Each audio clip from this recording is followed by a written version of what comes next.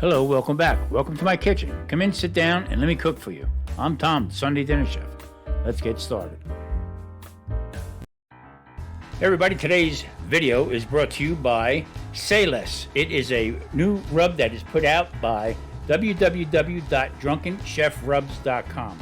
Now, the chef is an old friend of mine. He sent me out and wanted me to try this. And I got to tell you, this reminds me of old school steakhouse seasonings. I'm telling you what, it's off the charts good. But it's not only for beef, it's for just about anything you want. It has a great flavor, it's got a little kick to it, but I got to tell you one thing. It has a great flavor, enhances anything that you cook. So check it out at www.drunkenchefrubs.com. Take care. All right, we got us a fat piece of tri-tip. A little bit more fat than I wanted, but I got to tell you, when you buy like this in bulk, I get a good price on them. I get 5 in a pack usually, and sometimes you get one that's a little chunky. So I'm going to put them on a keto diet. I'm going to trim them up, and then I'm going to cook it at high temperature, and we're going to explain that a little bit more down the road. But I'm just going to take this much of the fat off as I can. I like to leave some fat on. This way you get some nice juices out of it. It renders down into the beef a little bit more, because sometimes if you overcook a tri-tip, it can be dry as anything. So the whole idea is to cook it to medium rare or to rare. And I got my arm meter I'm going to be putting into it. I want to cook up some vegetables. So check it out.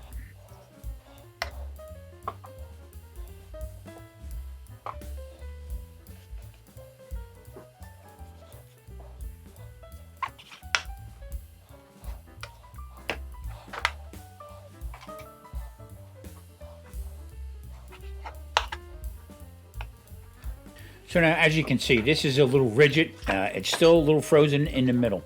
And that's the best way I like to trim up the meat, especially a lot of fat like this. It comes off a lot easier, and it's easier to maneuver when it's a little bit colder rather than at room temperature.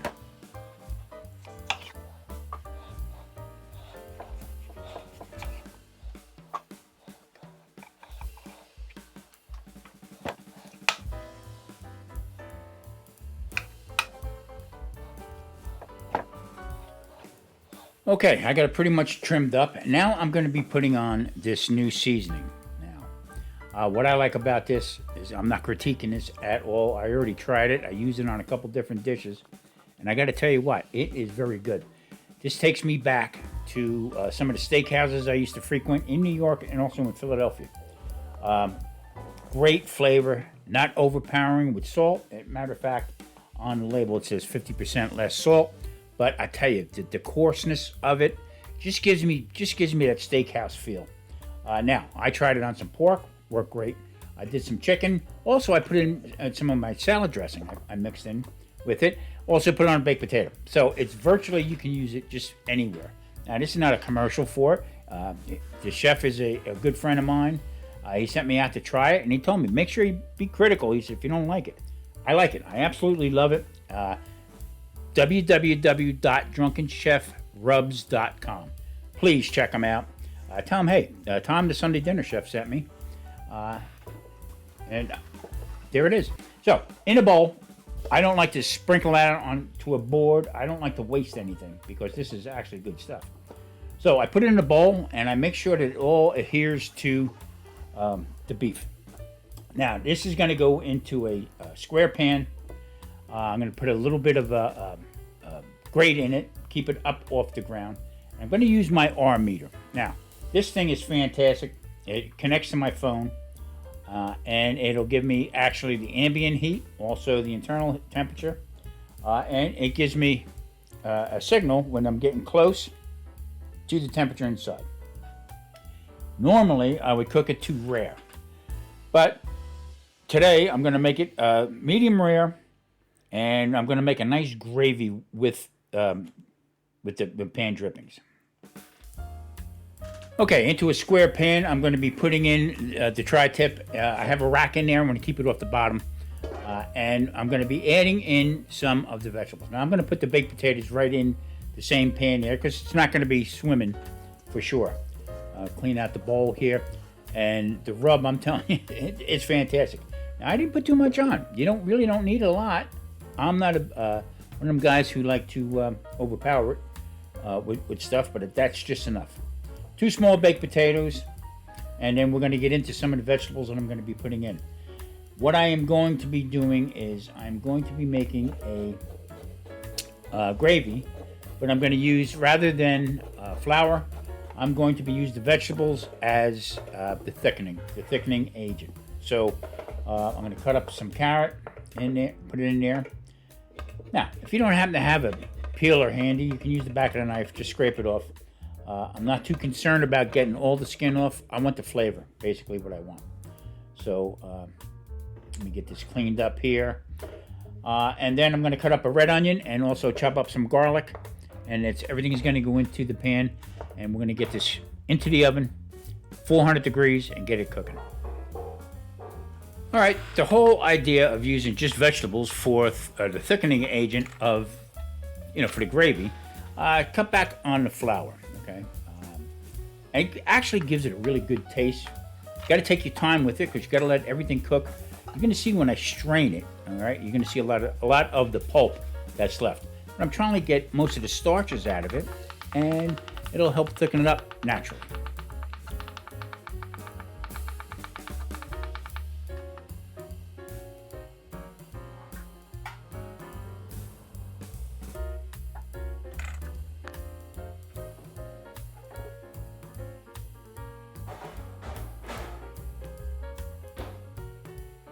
All right, some time has passed, and right now I'm going to start getting ready to start the broccoli and get that process going.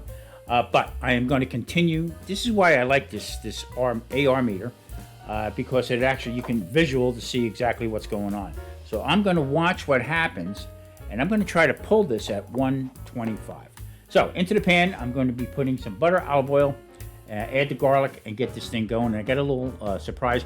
This actually happened as I was cooking.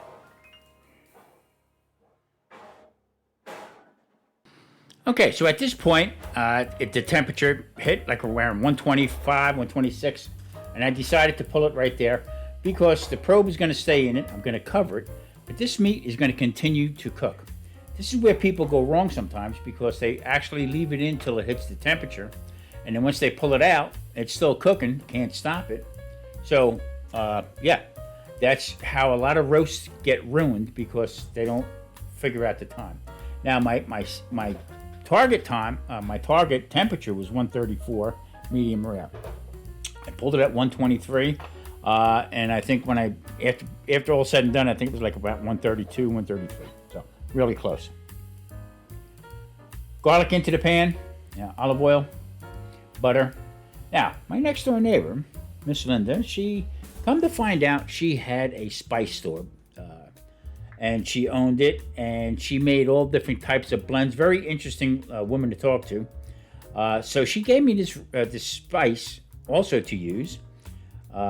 She uses it mostly for greens. You can put it in soups and stuff. I tell you what, I had my nose picked up a little scent of pepper. Also, either some pork cracklings or bacon bits, whatever. I got to tell you what, it really, really juiced up this broccoli that I was making here. And like I said, it couldn't come at a better time because you know what? Rather than doing the same old stuff over and over again, I gave it a try, and I got to tell you, it was very, very good. I will be asking her to make a batch of it for me because this you can put on salads, whatever. Really cool. So today is talking about other people's making spices and stuff like that. Like I said before, the Drunken Chef, drunkenchefrubs.com. Great stuff. He's got other rubs that you can check out also. So there it is right there, 131 degrees, and you can see the target was 134. All right, so I took it out, put it off to the side. Now we're going to let it rest. Took the probe out. The tri-tip is done. Now to make the gravy. So what I did was to the bottom of the pan, I added some water, and I also had some beef stock. Now I put the beef stock in there. This is it. Nothing else is going in here. I'm not putting no flour. I'm not putting any butter. I'm not putting anything else in there. Just what I have there. And you're going to see how this turns out to be a great tasting gravy. Very easy to do. You should be able to do this. Anybody can do this. You got to take your time with it, patience, and just simmer it. Let it cook. After I break this all up, let all these different components come together, and that'll actually help naturally thicken the gravy.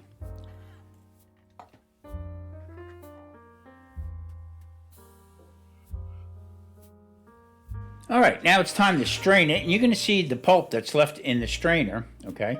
And it it really chewed it up pretty good. Now, I could turn around right there, and I could take that pulp and start it, freeze it, and use it again for some soup stocks and stuff. But I have enough in the freezer, and if I ask Marie to do it one more time, I think I'll get hit with the strainer. So, but that's how you do it. That's how you get it naturally thickened. And actually, the more you cook it down, the more you simmer it, the thicker it gets. Tri-tip, it looks perfectly done for me right there. So now we're going to start putting this together. All right. There's the broccoli that cooked off a little bit more. And I got to tell you what, Miss Linda's blend that she gave me, wow, I tell you what a flavor. Good God Almighty, what a flavor. All right, we're going to start putting this together.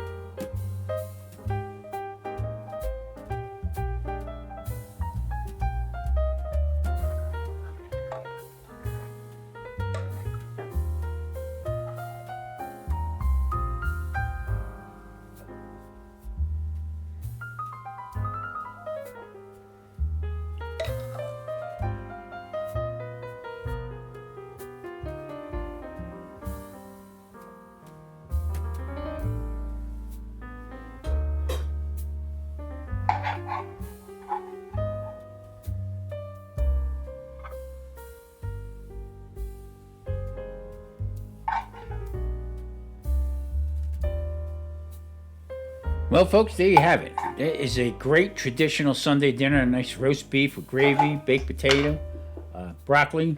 I tell you what, my next door neighbor gave me that seasoning, and I tell you one thing, it was fantastic. Also, don't forget, check out Drunken Chef, www.drunkenchefrubs.com. Great person, great family. Hit him up. Price is right, good stuff. I highly recommend it. Okay, until next time, don't forget, hit that like and subscribe button, and we'll see you next Sunday for the Sunday Dinner Chef. Thank you, everybody.